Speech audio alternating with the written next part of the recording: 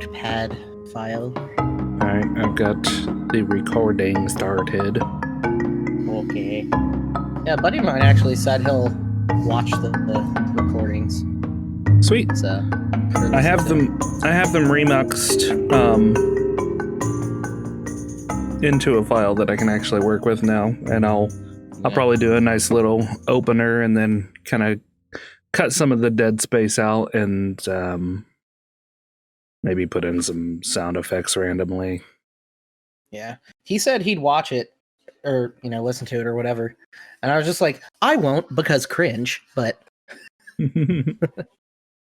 what's cringe about D&D? Not D&D. He doesn't like to hear his own voice.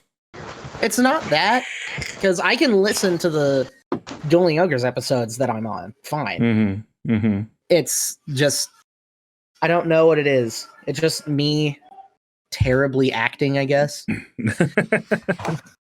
I mean, nobody expects a D&D actor to be, or a D&D player to be an actor. It's okay, Bucky. Yeah, but still. Unless you're watching Critical Role or something like that. Yeah, which he does all the time, so. So he will be sorely disappointed in our campaign. That's right. 100%. 100%. He'll only listen to it because it's me. Well, thanks, Bucky. Well, he doesn't know you two. Yet. I don't even want to know him. Whoa. Well, he lives in Texas, so. I want to know everybody. Why would you ever want that? I want to know what love is, and I want you to show me. I want to know about these strangers like me. No? Nope. Silence. Okay. Nope. Yeah. Nothing. Did you not understand the reference? No. Nope. Tarzan? Come on. Which one? Who the fuck likes Tarzan? The Disney Tarzan. There was a... What the hell's wrong with you? Bucky, why do you even try? Honestly, I don't know anymore. Jesus, it's no wonder why we don't have any friends, Brandon. Yeah, I know, seriously. Yeah, it's no wonder I don't either. It's not a wonder why you don't have friends, Bucky.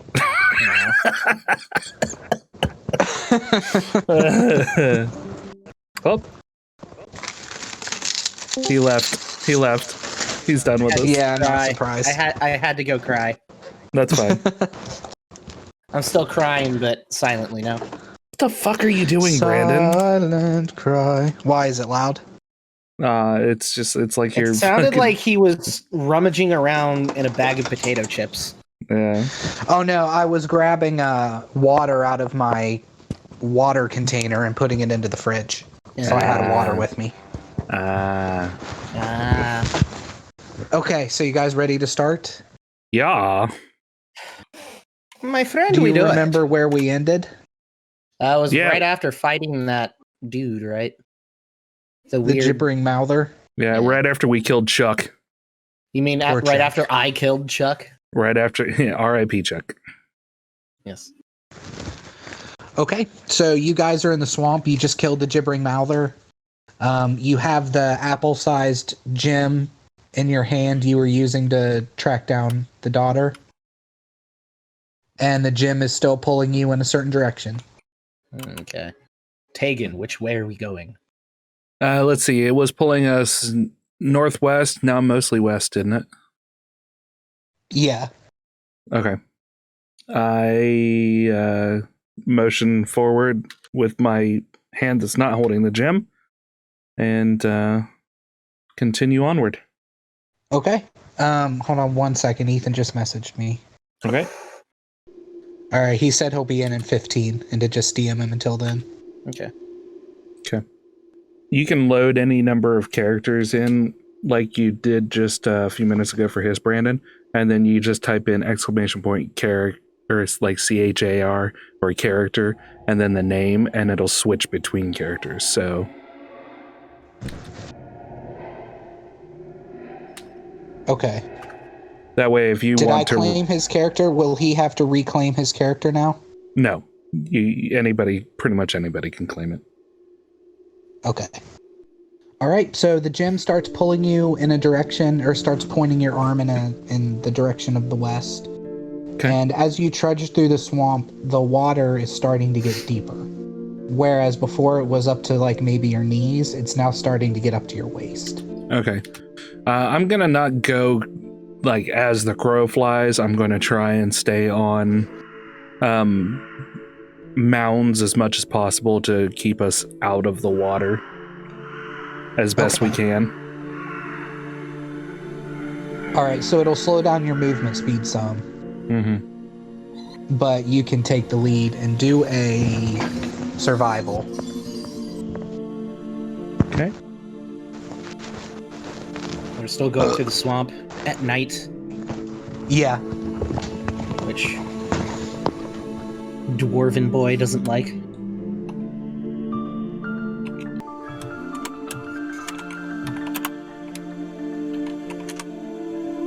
There we go.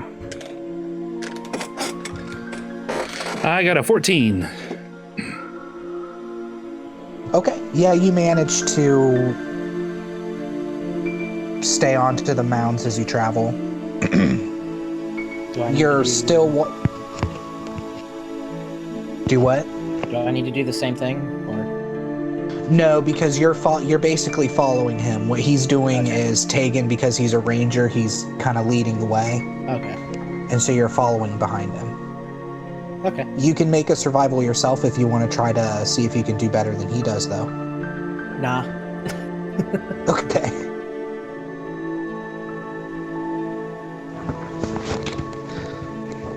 All right, so you notice as you're walking now, you're kind of taking a meandering direction around, and the stone is starting to hum, like a very low hum.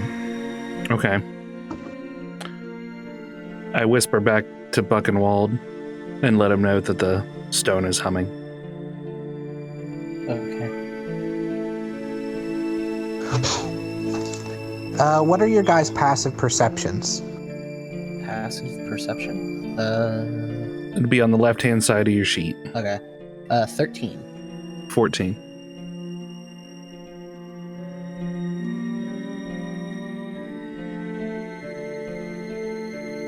Okay. Brandon, if you want, by the way, if you want to hide rolls, you can always just go to bot trials and do it there. Okay. Yeah, I'm not super concerned. I'll bust out my dice if I'm doing anything specifically secretive. Heard. That's fair. All right, so you're traveling along, the stone is humming. You feel like you're heading in the right direction, following the stone, and then you hear the branches above you crash, like something is dropping through the branches towards you. Okay. And you guys pick a number between 1 and 10.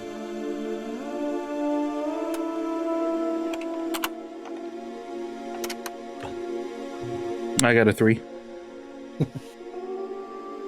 How'd you do that? Just exclamation point roll. Yeah, roll 1d10. 7. 7. Okay, Bucky, you feel something land on you, something hard land on you, Okay. with millions of legs. In Remington, you turn around and you see that there's a giant centipede on Buckenwald and it's rearing up to attack him. Ah. I pocket the stone. Tegan, get what? Help. I mean, all I'm going to be able to do is pocket the stone and ready my bow. Oh, okay. It goes to bite you and lands against your armor and does absolutely nothing. Okay. Is it to the point where I can brush it off me and just stomp on it? It's a small size, so it's about 2 feet long. It's about the size of a house cat.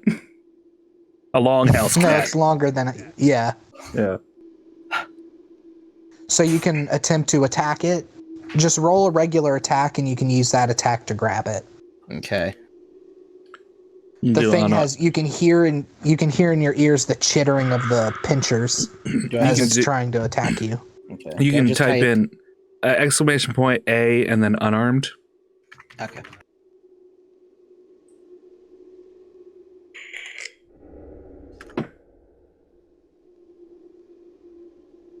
$23 to hit and 4 damage. Okay, you hit it and you throw it to the ground and stomp its head, and it just splatters everywhere, and you destroy it. Well, that happened. Hopefully there aren't more. You hear rustling in the branches above you. There's more. Why did I have to say I hope there's not more? There's always more.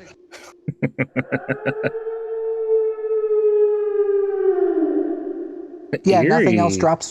Nothing else drops on you though. But you can definitely hear a rustling for a minute. Mm-hmm. Or for like 15 seconds you hear rustling in the branches, and then the branches stop swaying and kind of start to slow their movement back down.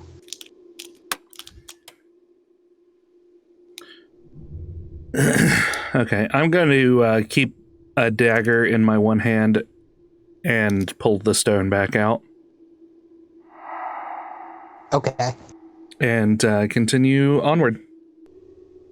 All right, let me pull up something here. I thought I had it pulled up, but apparently I did not. I didn't add. God damn it, Brandon. I didn't add those swords to my inventory last time. That's all right. I've got it pinned in the menu. 'Cause I'm to check everything. I'm going off my D&D Beyond. I have that pulled up. So, okay. What was the name of that again? What's that? The Orkinray swords? What? Yeah. They were +1 long swords. Okay. Which means whenever you use them, you get an extra +1 to your attack and your damage rolls. Okay. Mm-hmm. And I have 2 of them. Okay. All right, so you continue slowly through the swamp, and you notice that the trees are starting to thin out, and it looks like you're coming into a clearing. Okay. And in the clearing, you hear the sound of sobbing,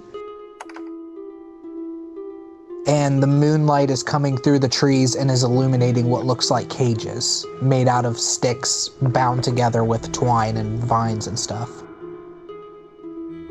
And there's also a very large tree in the center and what looks like a house sitting atop the tree. Like a small house. Okay.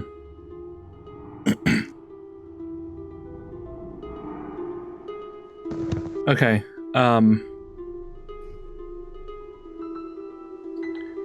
I am going to use our hand motions to let everyone know that we're going to flank up. And Buchenwald, you can take the front and go examine the cages. And Zosin and I will we'll find a nice hiding spot just in case you become ambushed. Okay. So we can ambush back. Okay. Counter ambush. I like it. Okay, so Buchenwald, you enter the clearing, and the water is about up to your knees here. Okay. What the fuck is that? Oh. As a dwarf? Oh, as a dwarf, it would be up to his waist, you're right. Well, fuck. And you see a figure that looks like a dwarven woman is standing in front of the cages and looks like she's trying to open one of them, like unwrap the vines, and she's crying. Okay. What's going on? My child, I found them here in the swamp. Okay. Do you need help? Yeah, I'm trying to get these cages open. I can't get them open, though. Okay. What does it look like I'm gonna approach the cages to get a better look. What do the cages look like they're made out of? And then also, what do I see in the cage? The cages are made out of branches. Okay. And vines and twine that are kind of wrapped around to make them solid. Mm-hmm. And you see there's 6 cages, and in 3 of those cages there are children, and the children look like they're asleep. I ready my bow and keep my eye on the house, tree house above. Okay. And go into a hiding position. Okay. Here, let me try this. I'm gonna take out one of my hand axes and start chopping at the branches. Okay. Roll a strength check, I guess. Or no, not a strength check. Roll an attack.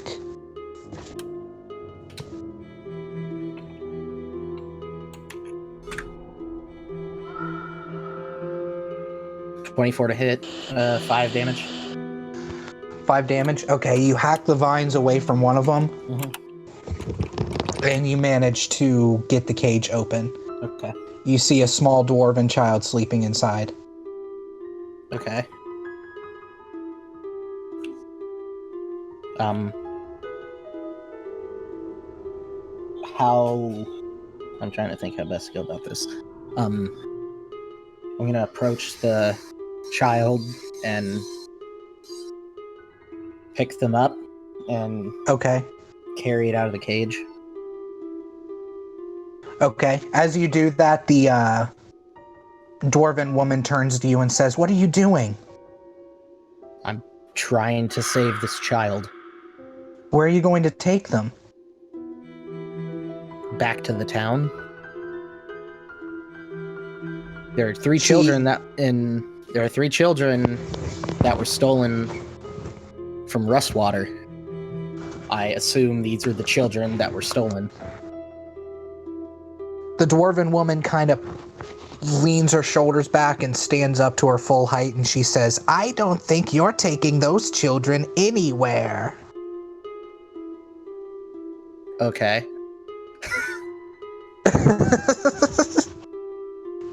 And roll What?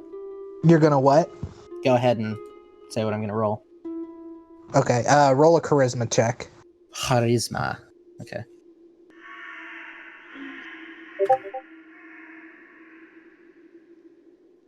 Nine.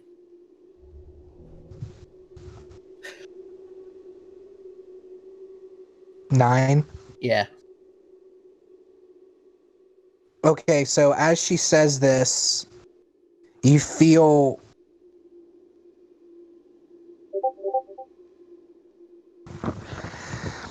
like a pain in your head, like something is squeezing your brain or shouting at you, and you take 2 damage from psychic damage as you are kind of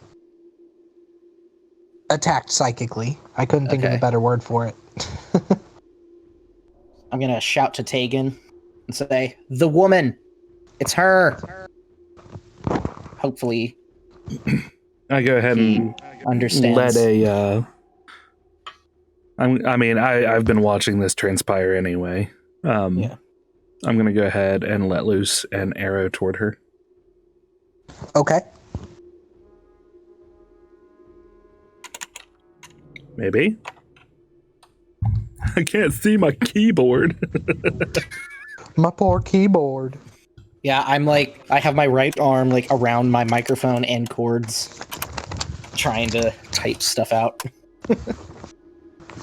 All right, I did 12 to hit, and if I hit, I did 9 damage. You did not hit. Okay. You fire an arrow at her, and it seems like she knows ahead of time and dodges out of the way of this arrow. And then everybody go ahead and roll initiative. Okay.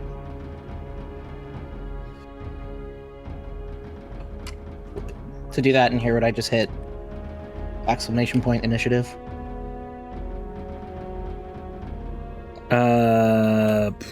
Help in it.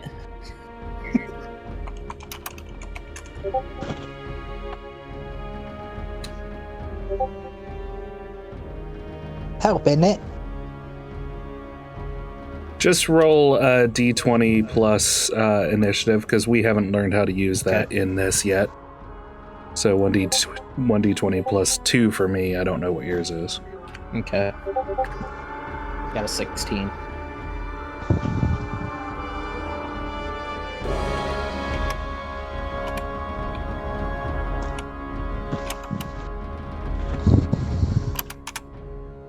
I got a 9.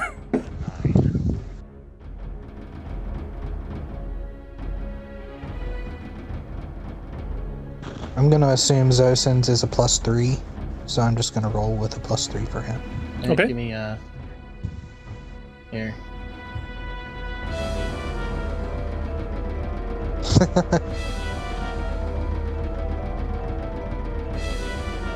Zosin review user profile.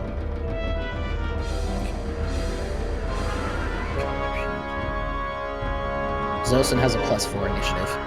+4? Okay, so he got a 6.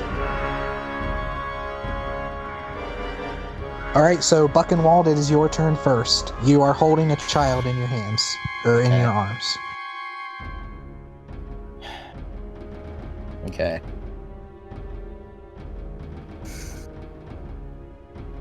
So, okay, give me just a second. I need to read something. Okay, so my maneuvers don't take an action, so I could use a maneuver, and then, would I still have my 2 actions left? No, your maneuver does take an action depending on what it is. I was going to use bait and switch on, because I'm assuming, like, I'm within the doorway I made in this cage, holding the child. So I was going to use bait and switch to switch positions with the dwarven woman, and then book it further away. No, bait and switch is only for creatures that are willing, and you're basically putting yourself as a meat shield for them. Okay. Yeah. Okay, so never mind about that. What's my situation? How far away am I from her? You're like right beside her. Okay. I'm going to take my longsword and slash toward her, and then try to back up. Okay, you've got a kid in your arms. It would basically I'm assuming it's small enough so I'm holding with just one. Like over my shoulder, kind of? You can shuffle them to one arm to... Okay. I was say picturing like the Pieta. The Pieta? Huh? Never mind. It's like that statue of Mary holding Jesus where she's got like both arms out and Jesus is like draped across her arms. I would say for action's sake, it would take one action for him to pull out his sword, and then one action to take a swipe, or he could move back a 5-foot step. He could move back a 5-foot step. But you can draw your sword as a free action in 5e now. Oh, can you? Your okay, weapon. cool. Yeah. So I can draw sword, attack, back up. Yes. Okay. I shall do that. So you're going to attack with disadvantage though because you're holding a child. Okay. Oh shit, holding a child? How would I do that? So if you do !A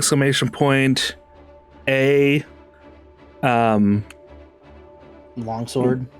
Do you have a longsword equipped in your inventory? I added that just now. Would I have to update the character in Discord? Yeah. Okay. So and then point A. Just go ahead and hit exclamation point A real quick. See if it's actually. All right, cool. So yeah, do exclamation point A, longsword, and then DIS. I think. For disadvantage. Hit 1. Yep. Still got an 18 to hit. wow. 11 damage. Yeah. Fuck her up, Bucky. Hi, An Ethan. 18 to hit. 18 Yeah. hit, and then 11 damage. Sorry, I'm late. It's all right. No, you're good. Okay, so Ethan, what's happening, just to catch you up?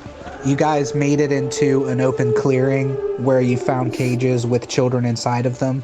Oh shit. There was a dwarven woman standing by one of the cages trying to get it open.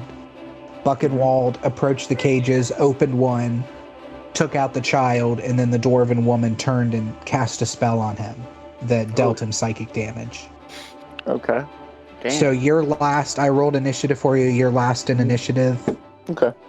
And you and Tegan are hiding in the woods, like taking up flanking positions. Okay. Gotcha. So she's aware of us, right? She's aware of Tegan. Tegan fired an arrow. Okay. There's also a giant tree in the middle of the swamp with a house built up in the branches about a story up. Cool. I'm going to assume that when Tegan and Zosin flanked, they flanked in opposite directions of me. Or, like, of each other. So, like, I went straight, Tegan went left, and Zosin went right, or vice versa. Sounds tactically sound for a group of striking viper. Okay, so did you... I didn't see if you did damage, Bucky. Yeah, 11. 11 damage? Yeah. Okay, so you strike her with your longsword, and she lets out a loud, like a screech, almost like a Godzilla scream. Yeah. And then, do you take a movement? Yeah, I'm gonna... Where's my... Like normal for a Walking. dwarf scream, or like otherworldly? Like, Can we tell, or- Otherworldly. Okay. This is like an otherworldly as if Godzilla screech. as if she's possessed. Yeah. Okay. I'm after I slash at her, I'm gonna... Am I gonna be at a disadvantage with walking? Because according to my character sheet, my walking speed is 25 foot. And I have a child, so... No, you can move with the child at your normal speed. You're a dwarf. You're used to. But I'm in carrying water shit. But I'm in water up to my waist. Yeah, no, said. it's not. It's not dangerous terrain. You can still move your speed. Okay, so after I slash, I'm gonna back the fuck up as much as I can. Okay, I think that would provoke an attack of opportunity. Toward, in the direction of Tegan. How many children are in cages? There are 3. I have one of them. There are 6 cages. 3 of them had kids. I have one of them. So now there are only 2 children in 2 separate cages, I believe. Yeah, and then as you got closer, you noticed that the other 3 cages have human bodies in them as well. Okay. But these bodies look like torn up. They don't look like they're sleeping like the children do. These bodies look like they're ripped apart and bloodied. Okay, so that provokes an attack of opportunity from the dwarf because you're leaving her threat range. Man, doing everything digital is so slow. I mean, it's useful. I like it, but I've got like a monster manual in front of me. I got my secondary phone with monsters pulled up. I've got my other phone with Discord. It's just crazy. Well, especially for your dice rolls, since you're the dungeon master too, I would just do those on the table just to save yourself the typing. You know what I mean? Especially since you have more rolls to do typically. I know this fight we were 1 versus 3, but typically you got the numbers advantage. And have to roll more dice. Yeah. Yeah, I might bust out my dice bag. Okay, so the dwarf definitely hits you. Okay. As you're walking away, Buckenwald. Okay. I assume I'm tanking the hit for the child. Yeah, she's rolling to attack you. Okay. And she's attacking you with her hands. Okay. Uh-oh. What kind of child is Bucky holding? Can I see from where I am? It's a dwarven child. Damn. So she does 14 damage. Yeah, as you start to back away, she swings her open fist at you like to slap you. and where it would connect, she kind of slaps across your face, but instead of feeling an open hand slap your face, you're like clawed, like a hand of 5 claws run across your face and deal a shit ton of damage to you. Okay, so 14. Yeah. Okay. To that, I say, Imrid Amrad Ursul. That is practicing your dwarven. That is Kustul for die a death of flames. Nice. Perfect. All right, and now it is her turn. So she moves. And I'm 25 foot away from her. Yes. Okay. She moves up to you. She seems to move through the water as if there's no issue at all. She almost seems to float, to glide through the water. Okay. Instead of the water slowing her down, she seems to glide through it, almost like one of those bugs that glides on top of the water. Okay. That's weird. You're weird. I'm not a possessed dwarf kidnapping children, now am I? Well, I mean... Oh, that was a natural 20 I rolled. That should have been crit damage. Shit. Oh, damn. Oh, fuck. Son of a bitch. Do I have to change my damage? No. Points? Okay. No, that was my bad. I missed it, so I'll just let it be where it is. Hey, Bucky. Yeah? Type exclamation point game HP and then -14. Game HP, all one thing? No, game space HP. Okay, there you go. Okay, that's not right. It should be 44. As when she did the psychic damage, that took off 2. Okay, just go ahead and type it again and do -2. Okay. Okay, while he's doing that, Tegan, it's your turn. She has moved up to Buckenwald and swiped at him. All right, I'm gonna loose another couple of arrows at her. Okay. Let's see here. I missed her twice. I did a natural 1 on the second one. Okay. Your bow snaps back and hits you in the penis.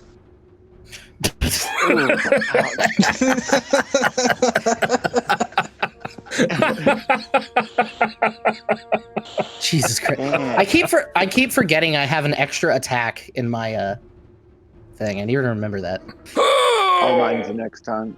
Oh, right in the old elvish sack. This isn't gonna go well.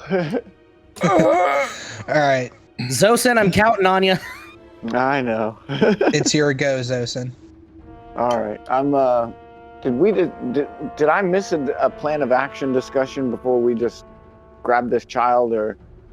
No, it was basically we're gonna flank Buckenwald, go in and check out what's going on. She was pretending to try and help the child and lured Bucky in, so she kind of already knew that at least one person was approaching her. Yeah. Okay. So as we've been making our flanking motions, where are we in relation to the other cages and Buckenwald and this possessed dwarf? And I moved to where I was placing myself in between Tegan and the dwarf bitch. So you guys are in the trees surrounding this open clearing. Mm-hmm. The cages are kind of underneath the big tree, but a little off to the side, up on where the land kind of rises up past the water. The cages are sitting on a flat area there. So you guys are maybe 40 feet from her at the moment. And they're like on the ground, these cages, or? Yeah, they're not hanging. They're stacked, almost like you would see in a veterinarian. Right, yeah. Gotcha.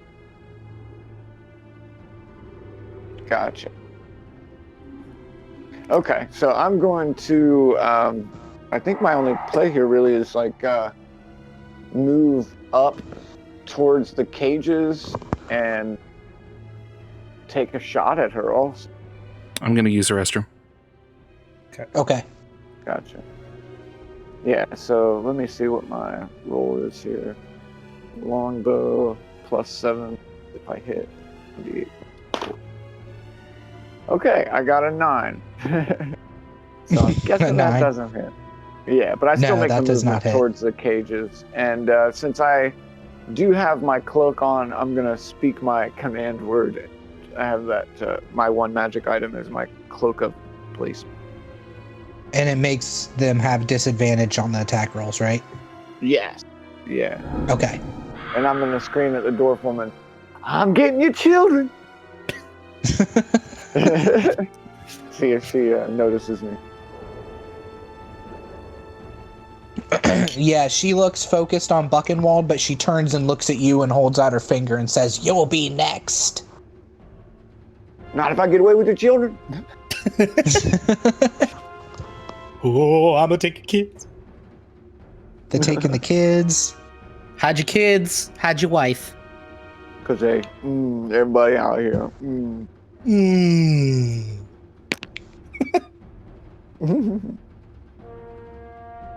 Ain't nobody got time for that. I said, good Lord, there's a fire. Then I ran. I ain't got no shoes or nothing, Jesus. All right, so it misses, I think, but you see... Yeah. That's not for you, Ethan, or for Zosin. That's for Tegan. Tegan is kind of ducked down into the woods. You can see him because you knew where he was going, but Tegan is kind of hidden within the trees. He's clutching his crotch. Yeah. You see, what's your AC, Tegan? I am not hidden in any way, shape, or form either. I rolled terribly for that. I have AC of 16. No, I have an AC of 13. You have an AC of 13? Yeah, I don't know if I ever actually equipped my... No, I did. My leather armor. Yeah. Oh yeah, should I have taken my armor class into account when I was figuring out the damage to myself? No. Okay. I rolled for that. Okay. Yeah, armor class doesn't reduce your damage. That's just the number that he has to roll to hit you. Oh, okay. Catch me up in about two sentences. What happened at the ruin? You guys, what happened when you were playing last time? Because you guys weren't at the ruins. Oh, yeah. How did we end last time? It was right after I killed Chuck with a hammer. Oh, yeah. And then we killed the Gibbering Mouther, or whatever the fuck it's called. Okay. Gibbering Mouther. I remember. Go ahead. Yeah. My dexterity, Brandon, is +2, and then I'm wearing just plain leather armor, so it's and 10 plain plus leather 3. Armor is a +1? Yep. Wow. Okay. All right, so you are clutching your crotch. You turn to look back up because you're a consummate professional, and you are hit on the head from above. Ah, damn it. Is it a centipede? Jesus.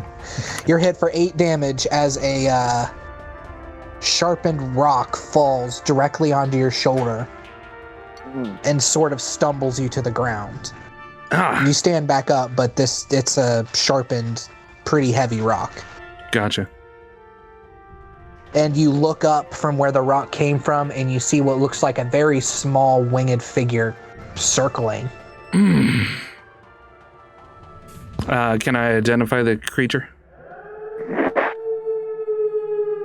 Roll a nature. Okay. I got an 11. It looks like a small kobold with wings. Weird. Okay.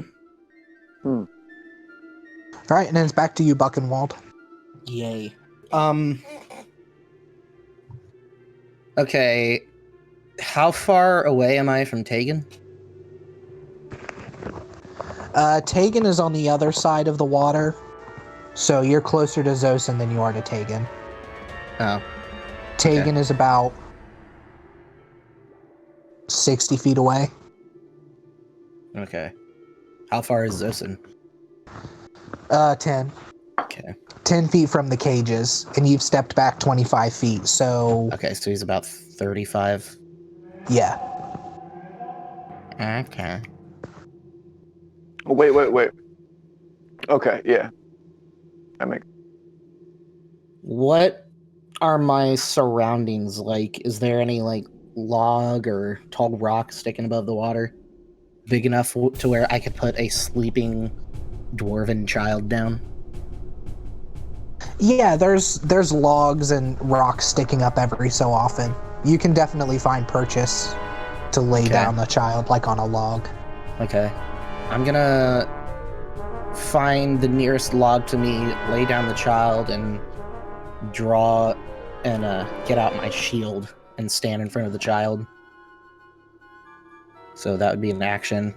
And then you would move 10 feet.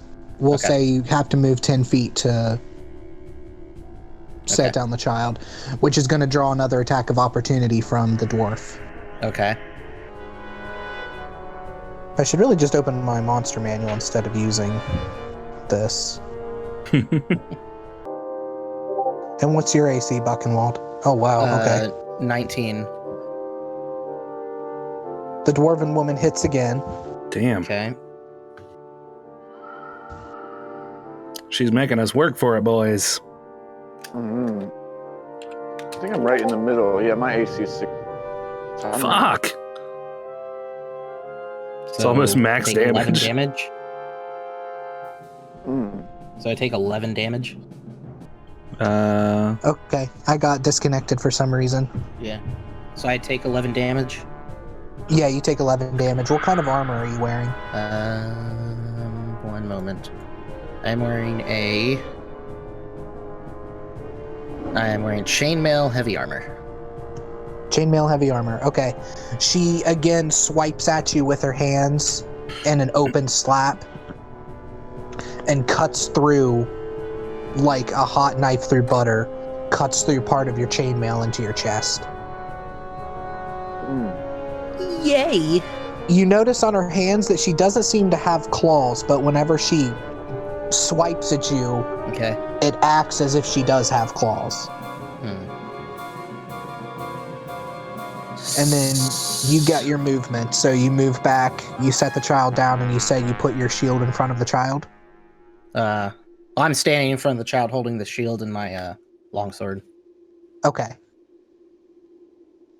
Did you want to make an attack on her before you move away?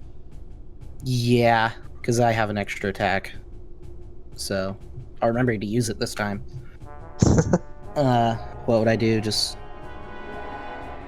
roll a longsword attack. Just hit 1. Yeah. 9 to hit. Nope, does not hit. Okay. So now, I'm gonna use my extra attack. Okay. And do the same thing. Hey, while he's doing this, can I scream at these children and wake them up if they're still sleeping? Or are they awake because of all this? They're not awake. Okay. No. You hit with your second attack, Buckenwald. 24, 10 damage. 10 damage, okay. Again, when you hit her, she lets out an otherworldly shriek. Okay.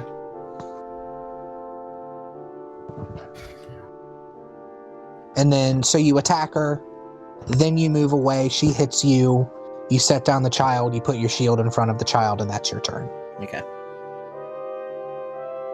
Zosin, you yell at the children. What do you yell?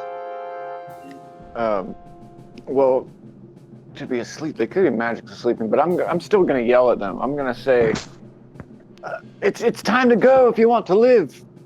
Come with me if you want to live. That's what I say. Come with me if you want to live. God. They don't seem to have any reaction. They seem pretty passed out. Dang it. Even the child that Buckenwald is carrying is completely unconscious. Still asleep after even being in battle. Okay. Wow. Damn it, I need to get to my turn. I has Okay, idea. The dwarven woman moves up to attack you again, Bucky. You can speak freely if you want to share your plans. Okay. I was, my next turn, I was going to use my commanding presence to see if that would wake up the children. Does an 18 hit? It does, right? 19 armor class. Ooh, good. Okay, so she goes to swipe at you, and you hold up your shield, and you deflect the shield with your... Okay. Or you deflect the attack with your shield. And you hear the sound of claws scratching against the shield and making like a noise. Okay. But she has moved up to you, so that is her turn. She moved, she attacked. Tegan, it is your turn. All right. I am going to ignore the flying kobold for the moment and go ahead and try and take another couple of pop shots at her. Okay. Nope.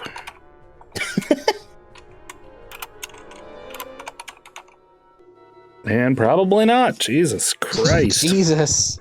Fucking No, you don't hit. We're nailing having me. a rough time here, boys. I just A can't 3 fucking and a get a 5. hit in. I know. I yell back, Tegan, how hard did that thing hit you in the dick? Listen, it's none of your damn business, Buckenwald.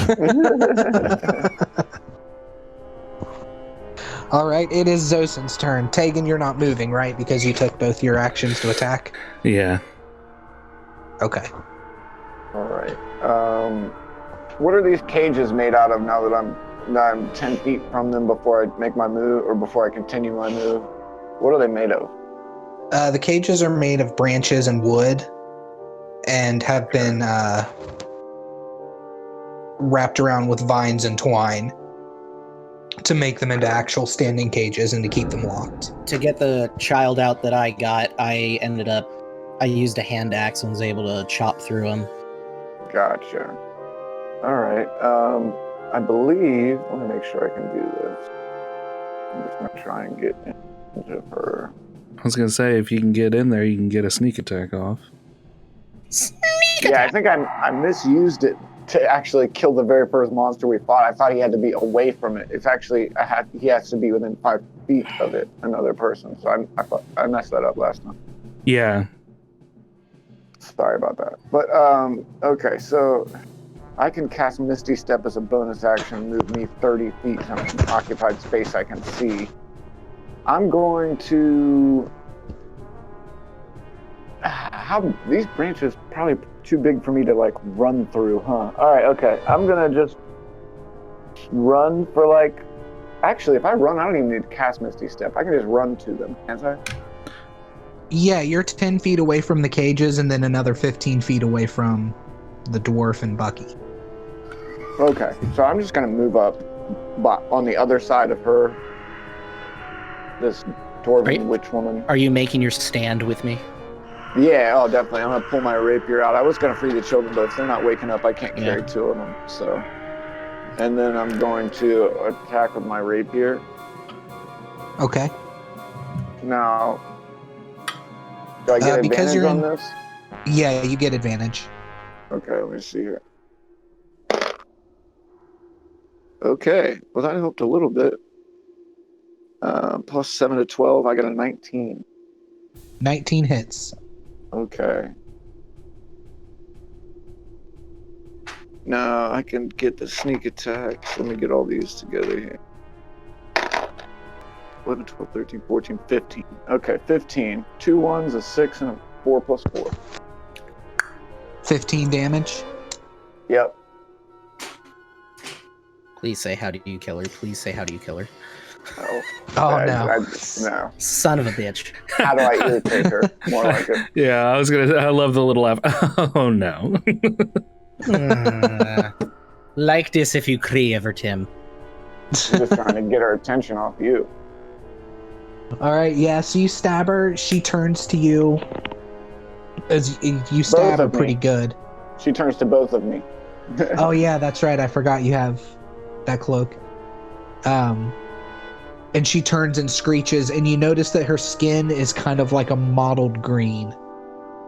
It looks splotchy almost.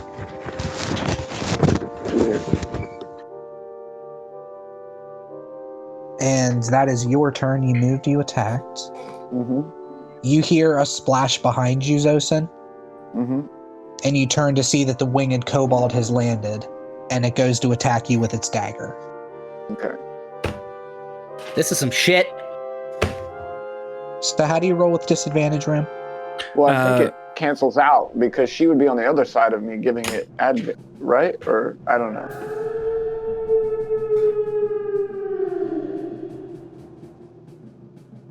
You do. Yeah, you're right. It would cancel out.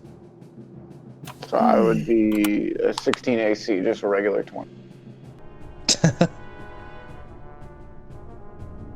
Brandon hitting with them digital dices. Mm-hmm. Yeah, seriously. Hey, that works. And Brandon, when you do it, you type out your roll and then you just do dis. Okay. Zosin, you take max damage. You take 7 damage Fuck. from a small dagger stabbed into you. My friends, we are getting the fucked up. Because you had your cloak on, though, they didn't get sneak attack damage on you. Because they didn't have advantage. How do I do? Exclamation HP. Exclamation game space HP -7. Okay, gotcha. And it is back to you, Bucky. Okay. I'm gonna start out by using my commanding presence to try to wake the children. And I assume, would that be persuasion? I mean, you can try. The children at this point, after yelling at them and carrying the unconscious child in your arms, it seems like there's probably some sort of magical sleep. Okay. That's affecting them. So you can try, but it probably will not work. Okay, then. Just telling you as DM. Okay. So we got a kobold and dwarf bitch right there. So with my 2 actions, I can attack twice, and then with my extra attack, I can attack again, correct? Yes, you can take a bonus action, I think, as a fighter to get an attack. Okay. Well, my friend, I think I'm going to be doing that. But I think you only get 1 extra attack per encounter. Like, as your bonus action attack. I think that's a fighter thing that you only get once per encounter. Well, my thing... So normally you get 2 attacks, but you can do a 3rd attack once. This says you can attack twice whenever you take an attack action on your turn. Right, but the extra, I think it's an action surge or a maneuver in 5e where it's like once per encounter. Like I can do the Misty Step thing like once as an attribute type. Okay then. Yeah, you get two regular attacks, and then you can do an extra attack. And then once I use the extra attack, you can that's your action surge. Okay. So I'm just gonna do the 2 attacks. I'm gonna just stay on the dwarf lady. Just like, listen here, dwarf lady. I'ma fuck you up. 14 and then 6. Miss both times. Well, the 14 was to hit for the first attack, so... Okay, yeah, 14 misses. I didn't roll the second attack yet. Holy shit, how does 14 miss? She has an AC of 15. Oh. Oops. Son of a bitch! Did he get a natural 1? No, it's a 14! 14. Fuck me. Yeah, you're swinging your sword, and she's not wearing any armor or anything. She's just dressed in regular clothes. Does so he you're hitting her, but it seems to not be doing any damage. It just seems to be bouncing off of her almost. I forget what the flanking. Does that give him advantage? Because isn't Ethan still flanking him? flanking her? Oh yeah, you're right. He does have advantage. So we'll say the first two 14s were your first advantage roll. So you can roll 2 more 20s. Yeah. I can? Yeah, you roll another attack with advantage. Your first one, we'll say, was your two 14s, and that's why you missed. Exclamation A, longsword. And that's it, because he's making you roll them separately, so don't do ADV. Okay. Well, you can roll it with advantage. Oh, okay. That's fine. You don't have to roll them separately. So would I just type add? ADV, yeah. Okay. 22 to hit, 11 damage. 22 to hit and 11 damage, you said? Si, senor.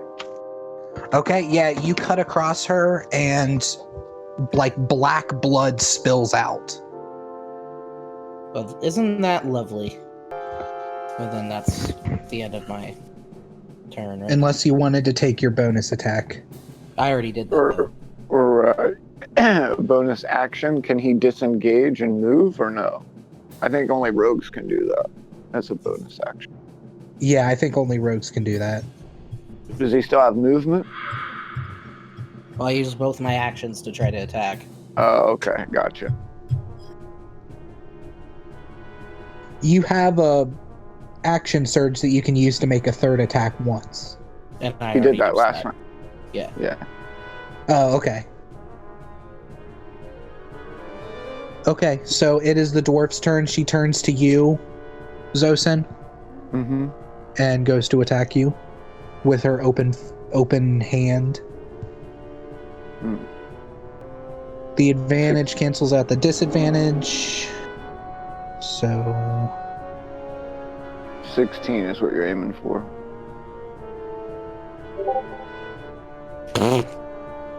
Jesus. Yeah.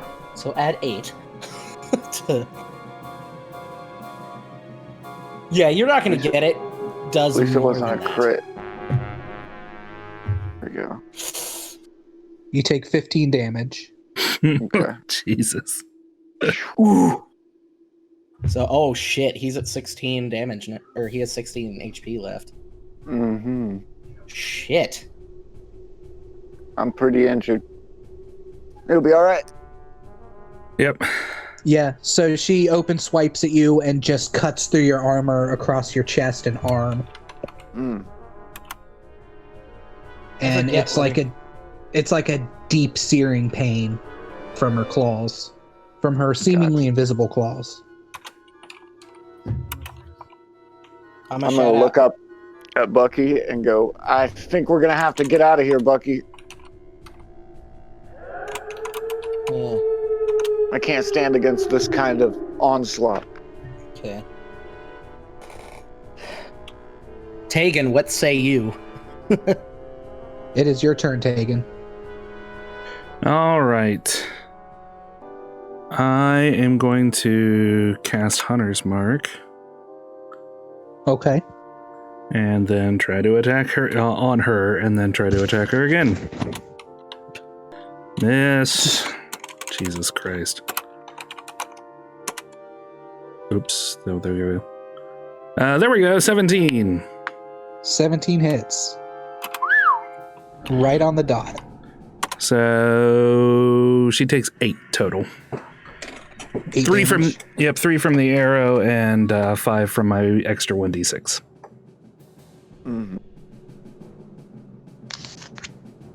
Okay, Zosen, it is your turn. Okay, so my plan here is take my attack and then use my attribute to cast Misty Step and get away from her. Okay. And I'm gonna say, grab the kid when you do.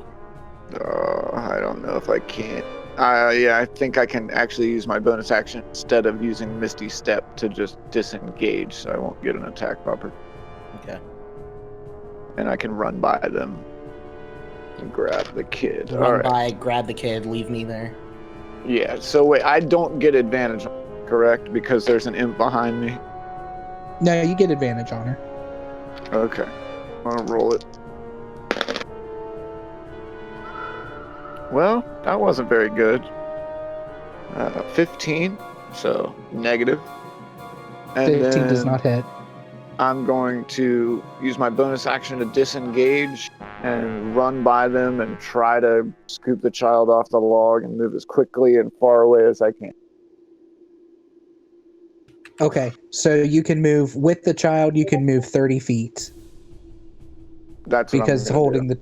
holding the child is slowing you down. So you scoop up the child from behind Bucky, and you move 30 feet out of the swamp, kind of rising up where the ground kind of rises up into a flatter part, and you move up that direction. Okay. The winged kobold reaches down into the swamp and looks like they pick up some sort of big rock, and then their wings flap and they rise back up into the air. And it is your turn, Bucky. Okay. So I'm still there with the chick. Yeah, you have an option instead of attacking to use the disengage action, so she won't get an attack of opportunity on you if you just are leaving. Okay. That's your call entirely. Can he disengage if he's not a rogue, though? If he Yes. doesn't attack. Okay. So I can either fuck off or attack. Yeah, I would fuck up. But yeah, you can attack, dude. That's very noble. We'll sing about you. You'll sing songs of my noble deed. For sure, but yeah. I'm gonna disengage and run after Zosen. Okay. Because I'm on 33 hit points and she's been hitting pretty hard, and I don't want to risk. You know? She could take me down with another hit. Yeah. I mean, it would take a couple more hits to take me down, but I feel like it would be smarter to just not risk it. Mm-hmm. So I'm going to disengage and go after Zosen. When you disengage, you take your full movement, correct? Yeah. It's not like moving double time or anything? No. Okay. If you take the disengage action, your movement doesn't provoke attacks of opportunity for the rest of your turn. Okay. All right, it is the witch's turn. She's chasing you, Buckenwald. Yay. She's following towards you, and she has her hand up as she's gliding across the swamp water towards you, and she says, "Leave the child, and I will allow you to live." I'm going to just yell at Zosen to keep going. Zosen, get out of here. Trying to.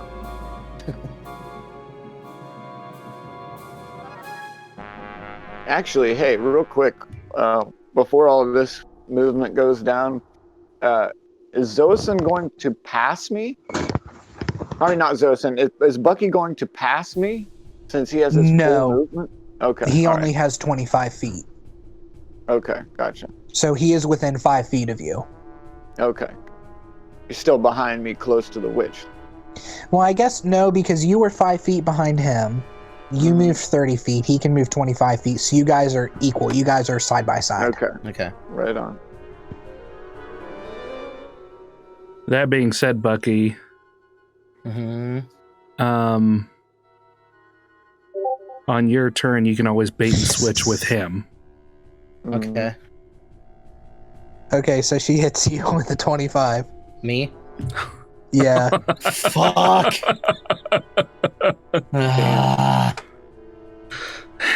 Minimal damage.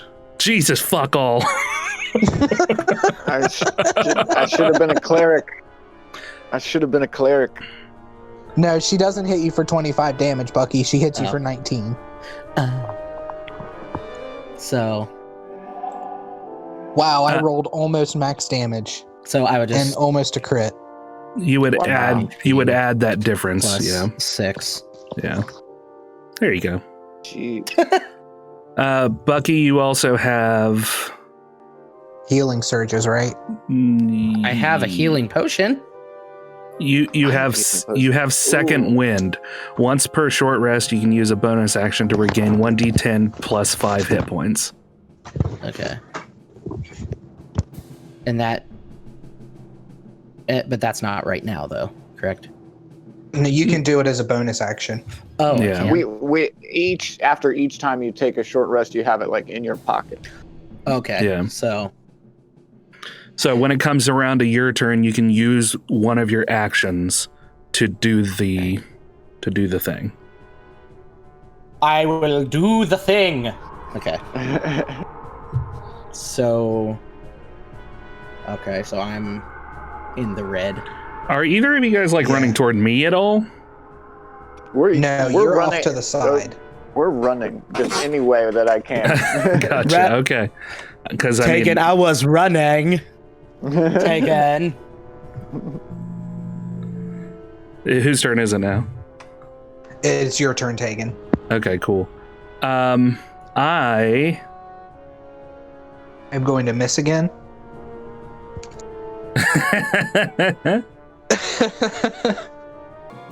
Let's see here.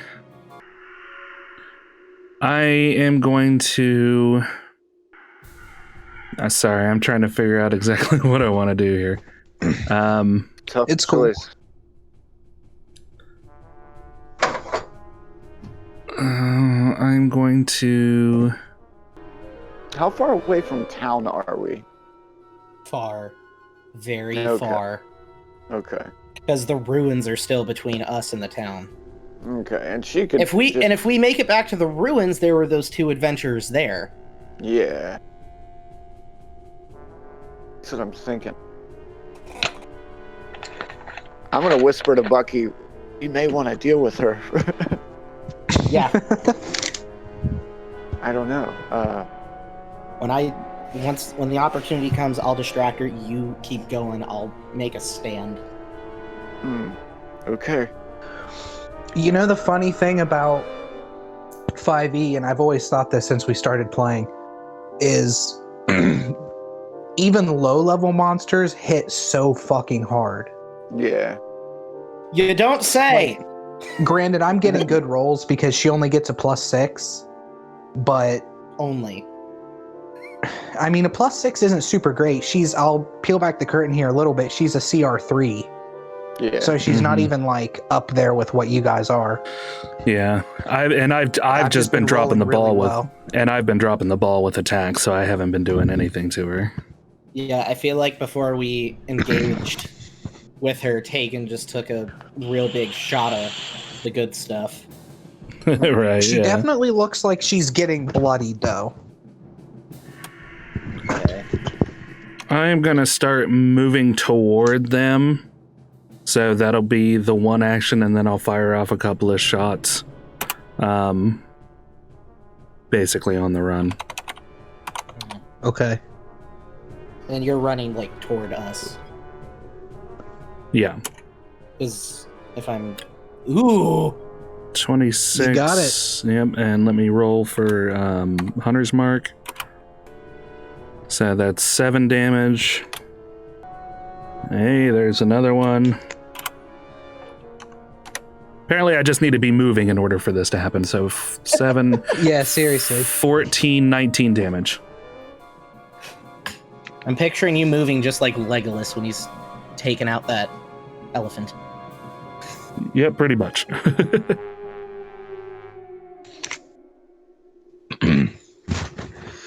Okay, yeah, you fire 2 arrows into this dwarven woman, and she screams and kind of falters and falls into the swamp. Nice. She's still up. She's still alive. Mm-hmm. But she definitely seems pretty hurt. Okay. Is she prone? No, she's superhero pose, one arm down on the ground, the other hand up in the air. 10 for it. It's really hard on your knees. The winged kobold Remington goes to drop another stone on you. Okay. I'm in motion. I know that means nothing, but I'm in motion. He just has to aim ahead of you slightly. Yeah, exactly. So I'm just hoping that roll respects my motion. Yeah. I have such a fucking garbage. Knowing how Brandon's Hey, been he rolling- missed! Woo! Finally! Yeah. I definitely He gets an 11. DM didn't fuck up. I He did notice fuck I notice the wind shifting above me, and I move to the side deftly and do a spin maneuver, dodging the rock. Yeah, you spin directly out of the way of the rock. It splashes harmlessly to the side. Okay. And it is your go, Buckenwald. Okay. Oh, wait. Did I get skipped? Oh, yeah, you did. I'm sorry. It's your turn.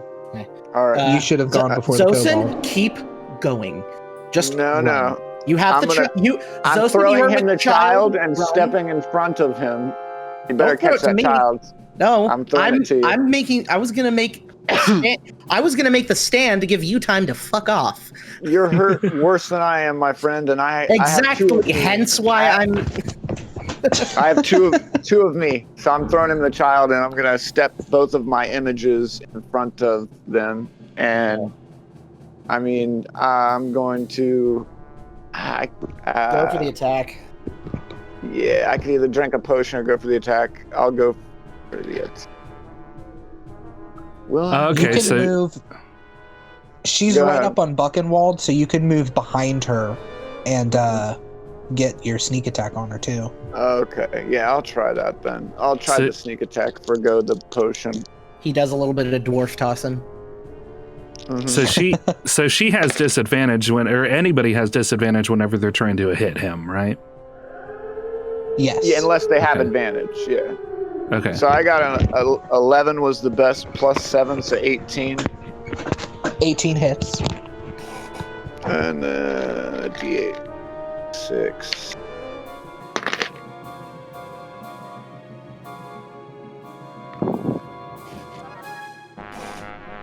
$12, everything. All together. All right, how do you kill this dwarven woman? Thank God. I'm using a rapier, so right through the neck, so she can't cast any more spells. I'm going to give her a trach, except from the back. All right, yeah, you stab her through the back of the neck. Severing her as soon spinal as you column. stab her, she lets out a gurgling noise and falls into the swamp. And it looks like her skin almost melts away in a shimmering fade. And you see that it's what she actually looks like. Oh. She was gross. Great. Thanks, Brandon. Now I'm hard. You're staring at the dead body of a green hag. Mm-hmm. She's dressed in disgusting robes. She has warts all over her face and scars. She's wearing a crown that looks like it's made out of bone. And she's got a pouch on her side, and she has a ring on her finger. Okay. Well, I'll gather that stuff up for the group, and the bone crown, the ring, and the pouch, and I'll just throw them in my bag. Well, we'll still have to deal with the imp, so I guess I'll do that afterwards. Okay, yeah, it's your turn, Buckenwald. The imp went. Zosin gathered up the stuff after killing the hag. Okay. Do you know how hard it was to not call her a hag the whole time? I have hag written down here. I imagine pretty hard. So, bone crown, ring, and pouch is all the things that look like they were worth something. Yeah. Yeah. Okay, so I was just writing it down so I could tag it. Mm-hmm. Pinned. Okay. So, where's the kobold in relation to me? The kobold is up in the air. It's about 20 feet up in the air. Okay.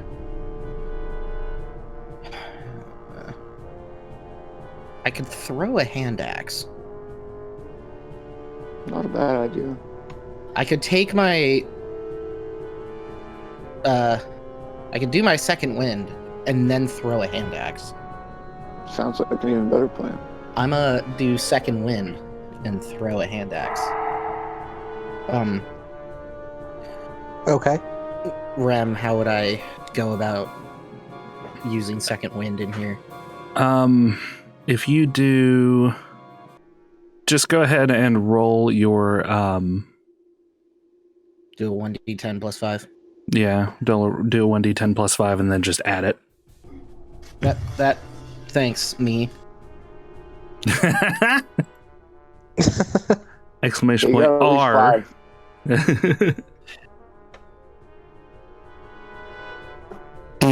Fuck me. Of course. Thanks, game, you cunt. Hey, that's 6 more hit points than you had before, man. Yeah. That's true. Don't forget you have a potion, too, so you can always not attack and just quaff a potion. Yeah, but...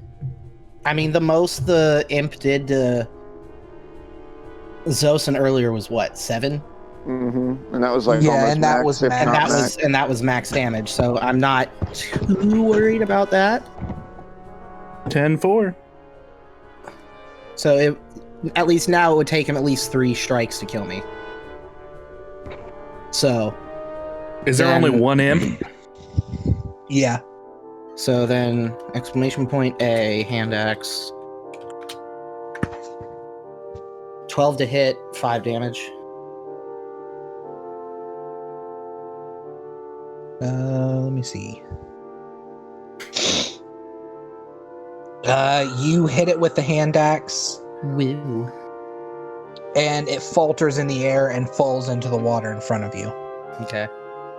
And, It's still alive, but it's barely alive. okay. Can Zosan just do a quick stabby stab with his rapier? Well, it's Tegan's turn.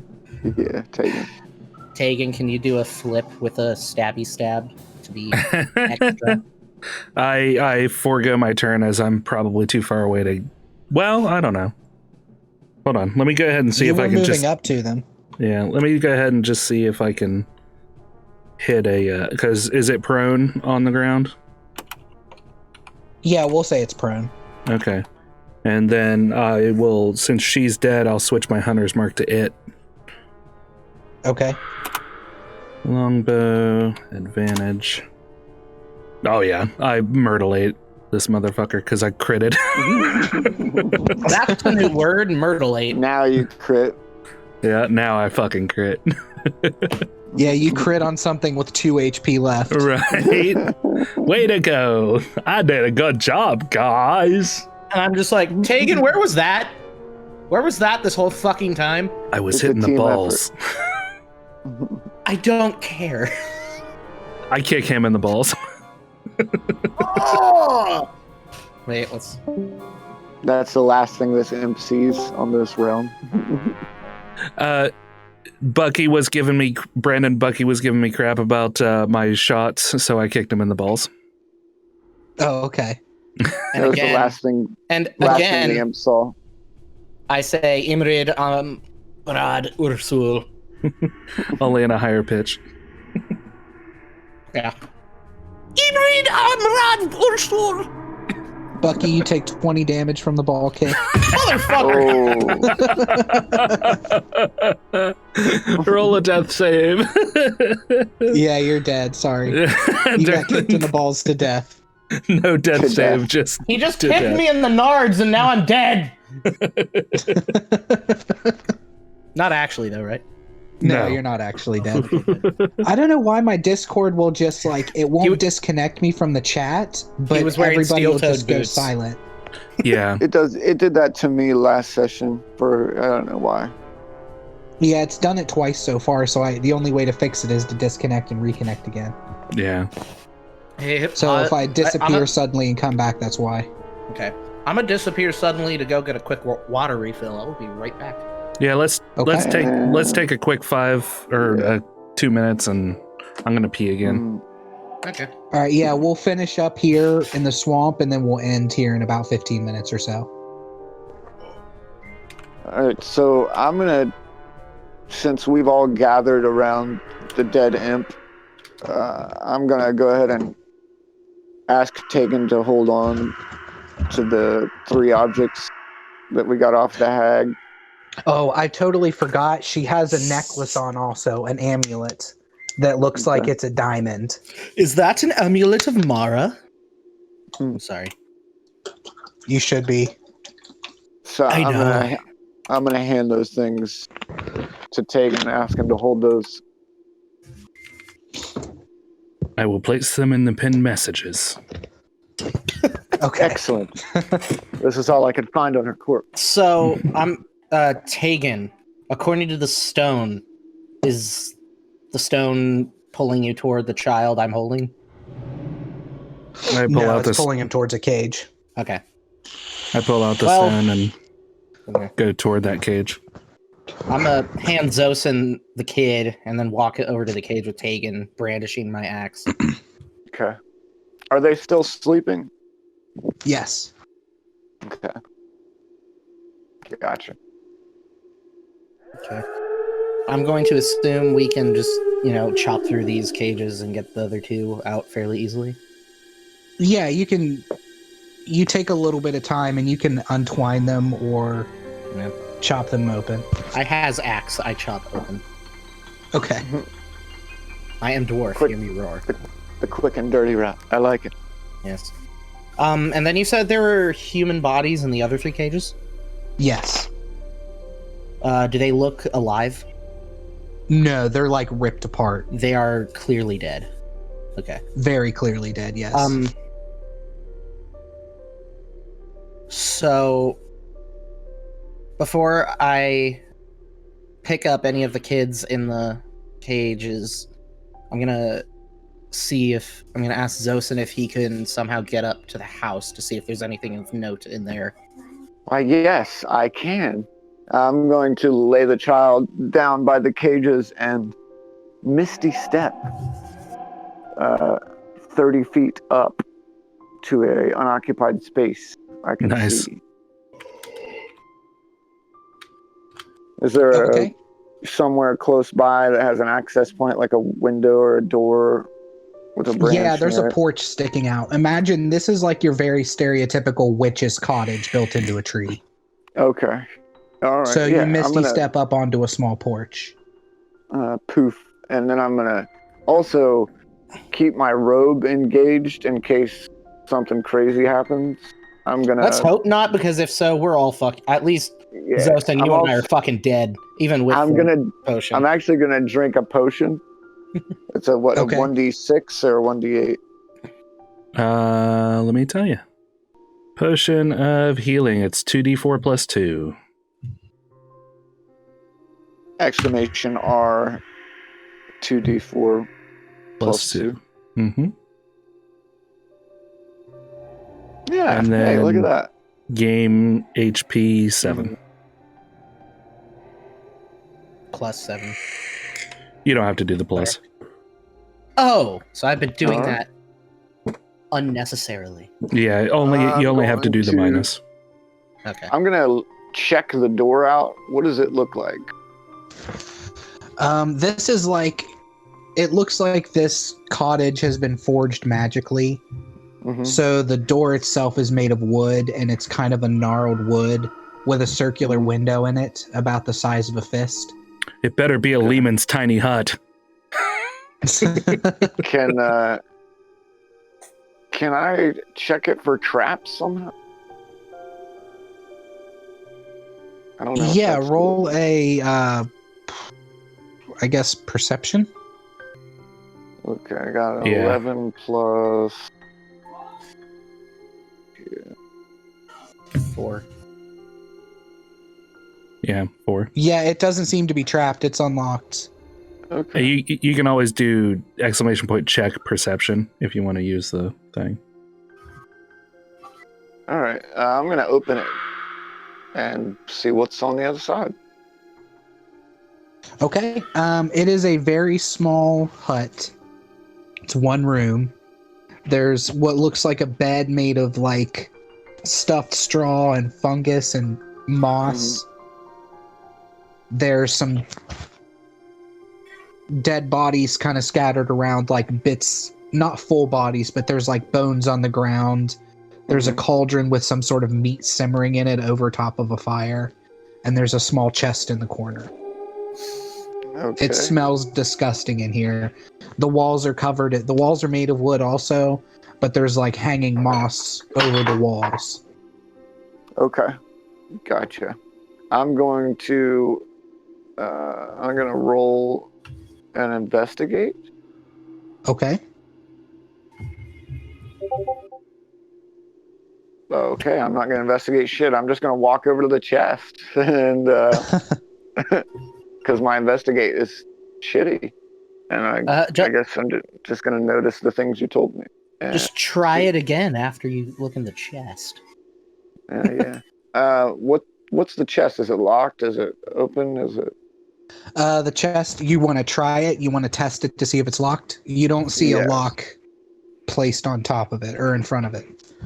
Okay, I would like to check it for traps. Okay. I hate to be so cautious, but I'm almost... Please don't be a mimic. That's a good idea. I will kill you, Brandon. I got a 17 if you add 4 to that. The chest is locked, yes. Okay. But it doesn't seem trapped. Can I pick the whole thing up? Yeah. Yeah, it's about a foot long by 8 inches tall. Okay. I'm going to pick it up. I'm going to walk out to the porch. And I'm going to look down and make sure no one's below me and drop it out of the fucking tree. And then you hear a thump, and I'm like, God damn it, Zosin! You take 20 damage from the fall. Hey, 2 out of 3 kids brought back ain't bad. That's all I'm going to say. 2 out of 3? Yeah, I killed one of the children. I was making it sound like it landed on me. Oh. For 21 damage. So Ethan's head goes immediately to killing children. Yeah. That's kind of fucked. You were reprimanding me for, dropping the chest on a child. No, I was reprimanding you for dropping the chest on me. I don't give a shit about the children. I really don't. They're a means to an end for me right now. I'm just here so I get paid. Yeah, I want to know. I want to know if the chest withstands the drop. Yeah, it does. Okay. It lands into the water below. I'm going to look out over the porch. This is all that was in there, unless you want some questionable meat stew. I'd rather not. All right. Definitely I'm going to climb down the tree. Is it red meat off the bone? Probably. That's what troubles me. Oh. What kind of meat, though? Human meat? Probably. I got a natural 20 to climb down the tree. Yes, a natural 20. I climbed down so great. I climbed down upside down. You're like fucking Spider-Man right now. All right, because of that 20, as you climb down the tree and you land at the bottom where the chest is, one of the branches of the tree suddenly and without warning swings at you to attack you. But because you rolled so well, you jump over the branch out of the way and grab the chest and move back. That's it. We're out of here. Grab the kids. I'm gonna grab 2 under each arm and just fucking run. Tegan, grab the last one. We're going. Yeah, there's no time to stick around. Zosin has the chest. Let's book it. Alrighty. We make a tree and get the fuck out of here. Mm-hmm. And then we just make a beeline back for the ruins, because I feel like that would be the safest place right now. I agree. As we walk, I'm going to say maybe the 2 adventurers will have a means of waking these children. Zosin? Oh, it's close to Sozin. Oh, okay. Like the guy who killed the air nomads. Oh, shit. In Avatar. Man, that Nerds. tree, if you guys hadn't run, that tree would have fucked you up. Yeah, I had a feeling. We assumed as much. Normally assuming things makes an ass out of you, but this time it didn't. It was only a challenge rating of 2, but if it hits, it deals 3d6 plus 4 damage. Oh my Fuck god. Me. That's gotta be higher than a CR2. That kills a level 2 character. Talk about getting wood, am I right? Yeah, that would kill a level 2 character. Boo. All right. D&D's over forever. Thanks, Bucky. But All right, we'll end with you guys making it back to the ruins. Can we talk to the adventurers real quick? Honestly, Yeah. I'm good. I'm having fun. I'm good to play for a little bit more. I know Zosen's got to get up early tomorrow. Yeah, what time is it now? Yeah, Eight well, like o'clock. let's have an interaction with the adventurers and see what happens. And then, didn't Brandon, you say something about leveling up? Yeah, you guys will level at the end of this session. Okay. So I'd say the interaction with the adventurers level up. Call it for till next week. Yeah, we can help you level up. Okay. Yeah, I can do that. That's fine. Yeah. Okay. So you guys make it back to the ruins. Are the children still asleep? Yes. Okay. Tegan, you managed to lead them through the ruins, or you managed to lead them back through the swamp to the ruins using your dwarf or your ranger powers. Okay. We get back and put the kids down. I'm gonna use. I assume that I have the mayor's daughter. Yeah, you have her. Okay. I'm gonna try and use cure wounds. Like, does she look like she's wounded? No. Oh, okay. What if I say to Tegan, what if we consult our two adventuring friends, see what they might know about this magical sleep? We can. Is one of them was one of them was a freaking cleric, wasn't she?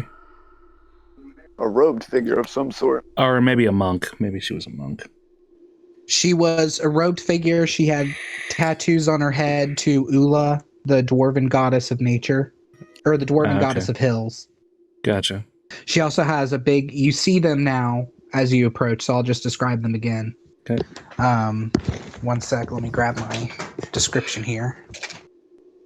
A gruff dwarven woman, a devotee of Ula, lawful good goddess of hills and mountains. Her symbol is a mountain with a circle at the heart. She stands 4'11" with a shaved head and face. Her skull is covered in shimmering, seemingly magical tattoos. She wears a blue jumper and wields a metal staff with a bronze censer on top. And the other guy is a well-to-do half-elf. He's 5'5". His clothes are very fine green robes that show signs of wear. Okay. I assume they notice us and... Yeah, everybody else is gone from the ruins. Yeah. Because they stayed behind. Yeah, the dwarven woman is kind of poking around the floor. Mm-hmm. She seems like she's searching for something on the floor. And the half-elf...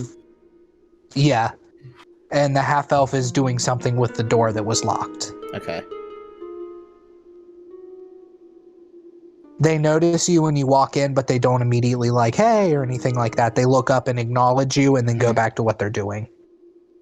I assume they have like a fire and like a campsite area kind of set up? Yes. I'm gonna walk over there, place the children down, and then take a seat by the fire exhaustedly. Did we grab the chest too? Yeah, I carried it. You had one of the children, I had the other two, and Zosen had the chest. Okay, cool. And I'm going to look at the dwarf and say, Vemu Diamu Kuzan Aimenu, which means, greetings, blessings of the ancestors be upon you. She acknowledges you and smiles, and she says back in Dwarven, and the blessings of the ancestors upon you as well, my friend. Okay. Because fuck your nerd speak. I'm gonna set the chest down and try and pick the lock on it now that it's safe. Okay. Do you have thieves' tools? Yes.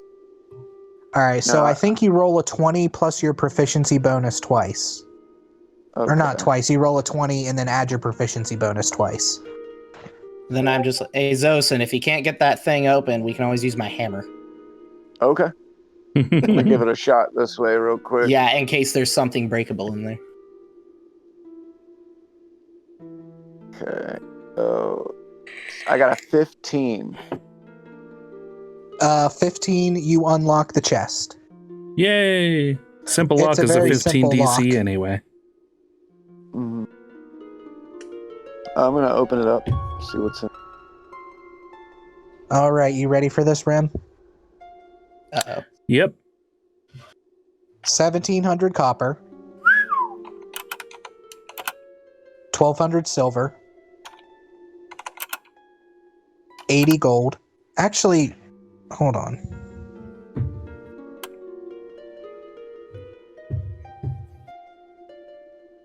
Okay, that'll work too. The ring of mind shielding is not in there. That was the ring that you found on the hag. Okay. Okay. Wand of magic missiles. I'm also Okay. going to look up at our two friends and say, how goes it with the door? The dwarven woman continues searching on the floor around. She's crawling on all fours around kind of the outside of the door looking. Mm-hmm. And the half-elf turns to you and he says, well, I managed to get 2 of the 3 locks undone. The third one won't respond to my magic. Did it, and she's looking for, say, like some other thing, like a lever or a pressure plate that might open it? Possibly? She looks like she's searching the floor. Yeah, I mean, you just have to ask her. She looks like she's searching for something, though, definitely. Well, I'm gonna ahead. I'm gonna ask her what she's searching for. What are you searching for? The third lock, it says in Elven, it says speak their title to open the third lock. But I have no idea what their title is, so I'm looking for something that might give me an indication of what title I'm looking for. I'm going to do a history check. We could take a break. Do you guys know anything about the magic of sleep? Not, say, going to sleep, but putting people to sleep magically. And how you might get one who has put magically asleep awake. And then I'm going to motion to the sleeping children.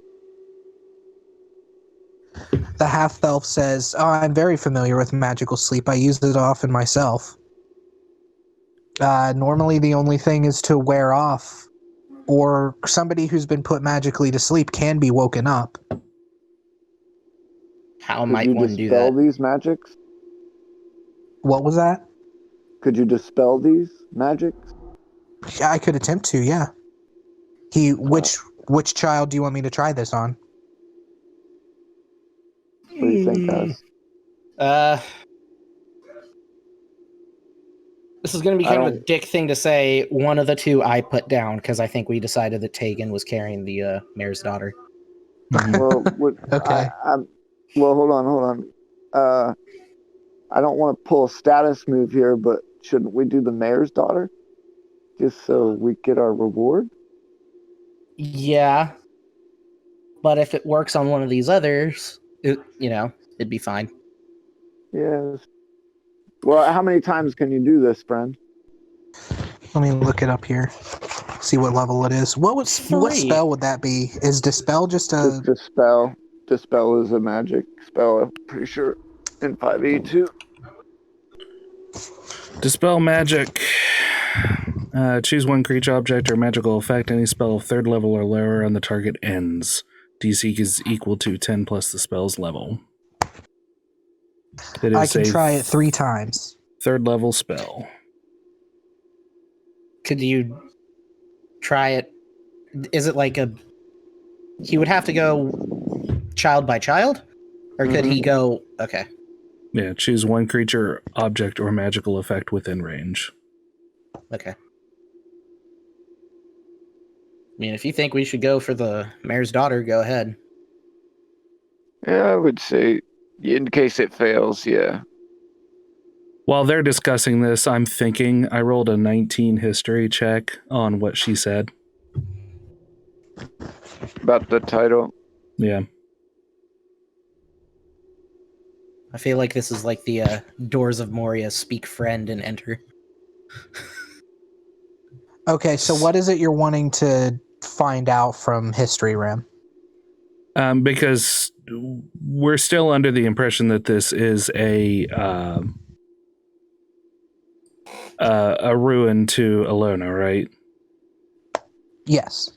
So basically, I am looking for any titles given to Alona, or maybe anybody under her, like if she had a specific name for her priests,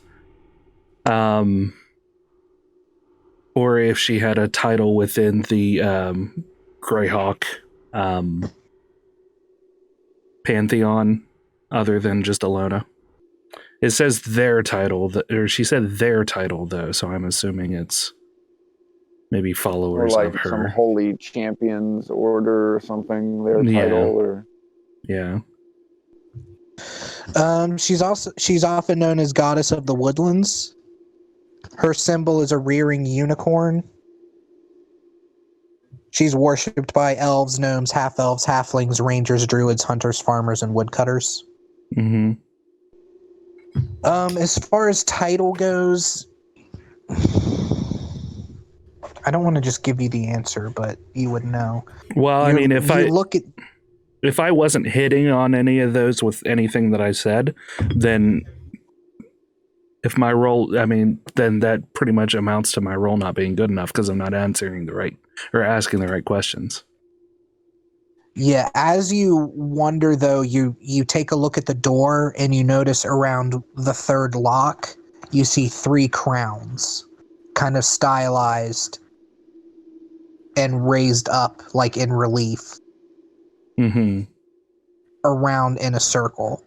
And it looks like there's slots where gems were in them at one point. Gems or stones or something. And then around those crowns is where it says in Elven, speak their title. The 3 kings, maybe? As soon as you say that, the lock goes click, click, click, click, click, click, click, click, click, click, and spins, and then opens. I thought it would take you guys longer to figure out the 3 kings. that was a good one. Thanks.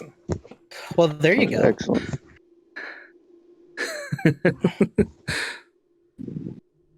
The dwarven woman stands up and slaps you hard on the back and says, "You did it! By gods, you did it!" Well, it was rather obvious.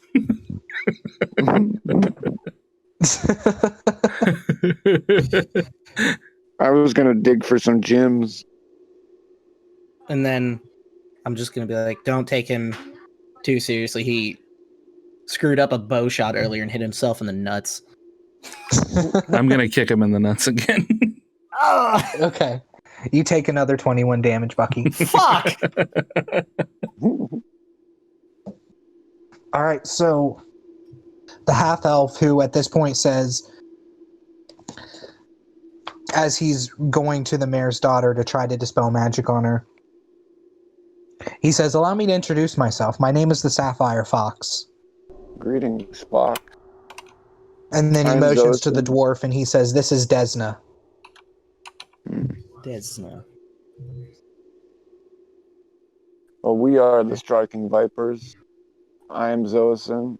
This is Bucky. I'm going to motion to Bucky. And Tegan, our consonant ranger tracker.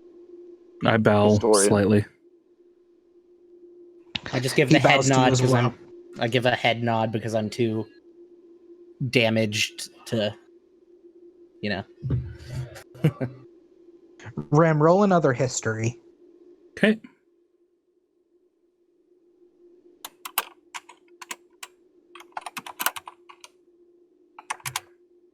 I got an 11. Okay, the robes that the Sapphire Fox is wearing, the green robes, look familiar. Mm-hmm. You can't place where they're from, but they look familiar from somewhere in your past. Gotcha. Okay. And the Sapphire Fox leans down, and he pulls out a spell book, and he flips through the pages until he finds the right one for Dispel Magic. And he says, "This looks like powerful magic. I'm going to cast this at the highest ability that I can."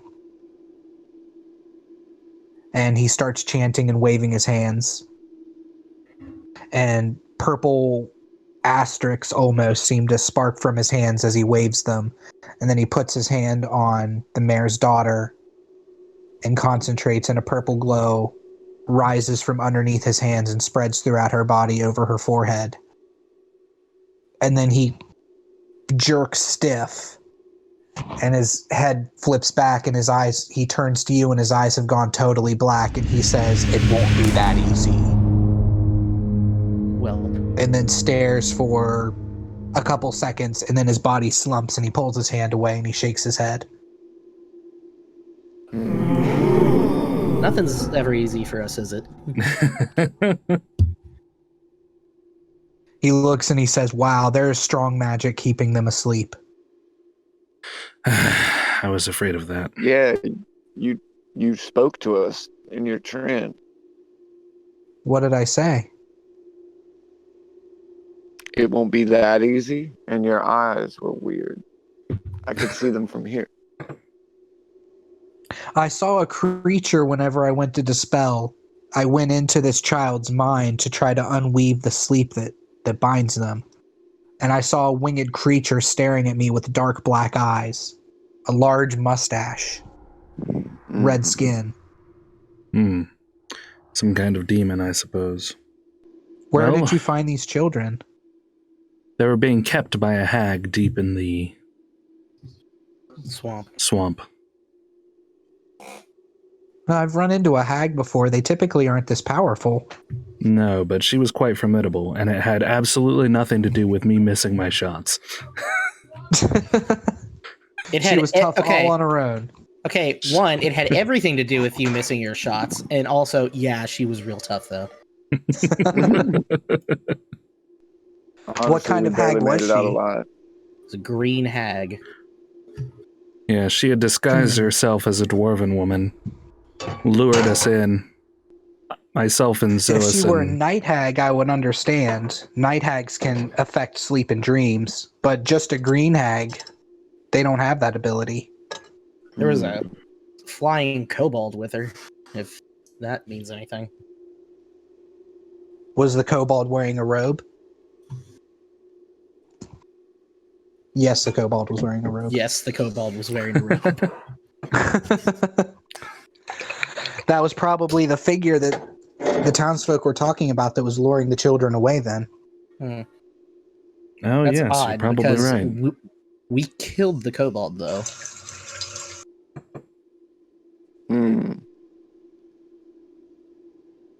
They might have had some patron that they were in league with that was requesting children. That's all I can think of. Indeed. Did the hag have anything on her that could be controlling something? Could she? What about that ring? Not necessarily the ring, but perhaps the crown. I produced the crown of bones. Okay, he waves his hand quickly over it and says, "Well, the crown is definitely magical, but it doesn't seem to have any sort of abilities controlling sleep." She had several things. This ring and the amulet here. He waves his hand over the ring and the amulet, and he says, "Both of them are powerful, but that amulet is magic that I'm not familiar with. It seems very powerful." Well, I'm quite out of my depth. We will have to find a... I wonder if that... We'll have to find a caster who is more studied in these ancient artifacts then. I wonder if that mage back in the town that was working on the wall would know anything. We may have to go to a larger city for something like this. Especially if we want to... So what are you going to do with the children? Especially if we want to enlist protection if it is a tracking amulet of some kind. The children we will still return to the town. Even if they are in a deep slumber, the townspeople will still be able to take care of them, feed them, make sure they're clean, and watch over them until we can find some way to dispel this magic. We were sent here for a reason, and this reason seems to be turning out to be much more complicated than previously imagined. Yeah. To rescue the children, to investigate the missing children, actually, but we found them, and that just opened up a whole new can of worms. Sapphire Fox shakes his head and says, "Isn't that always the way?" Yep. It is indeed. This is the way. It makes me think sometimes there's a benevolent creator who controls everything around us. Zoison would disagree. It's all just chance. If chance it be. Not to derail the conversation, but tell me about your cloak, Sapphire. That looks strangely familiar to me. Oh, you've noticed my cloak. He kind of rises up and throws his shoulders back a little bit as if he's very proud, and he says, "I studied at the Mages College in Erenid." And Erenid you recognize as the neighboring country to Orkinray. Okay. Hold on. Studied at Mages College. I don't know how to spell college, apparently. The Mages Collage. Yep, that's exactly what I typed. Still don't think I spelled it right, but my brain is not working right now, so. Well, no, I guess I did. Yeah. Now, I don't mean to derail this entire very interesting conversation, but is there any way I might be able to get some help with this gaseous wound the hag gave me? Desna takes a look at you and walks over and says, "Yes, I could heal that for you. Or I could heal some of it for you." Okay. She sucks your dick. Whoa! Oh, yeah. What manner of magic is this?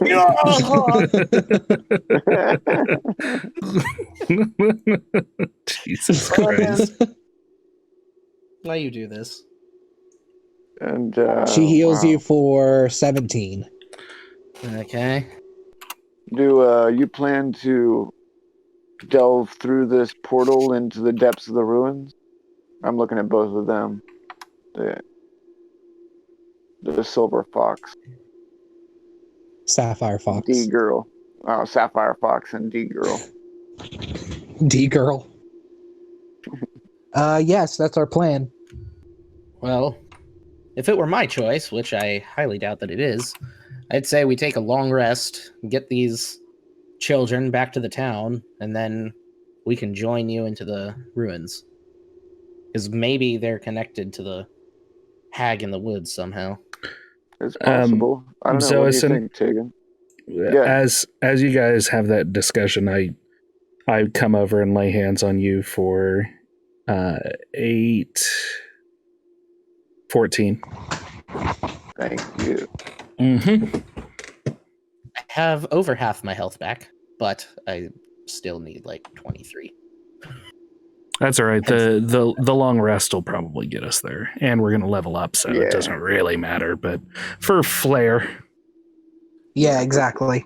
Okay. Yeah, I mean that sounds like a decent plan. I would like to at least check out the first level of whatever's down there before we make for a bigger city to see if our answer might be local. Yeah. Oh, for sure. I would much rather check out the rest of the ruins before we move on. So I guess the current plan, take a rest, get the children back to town, and come back, regroup, and enter the ruins. Yes. Are Sapphire and Desna okay with that? Yeah, the Sapphire Fox seems to be the one who speaks for them. Desna seems more of the strong silent type. Sapphire Fox says, absolutely, we can wait here while you take the children back. We are always happy to have backup. As are we. It will be a pleasure to fight alongside of you, especially a caster. He smirks and says, yes, I am quite the caster as well. All right. All right, yeah, we'll end there for the night. This is fun. I'm glad you're enjoying it, man. Yeah, for sure. Yeah.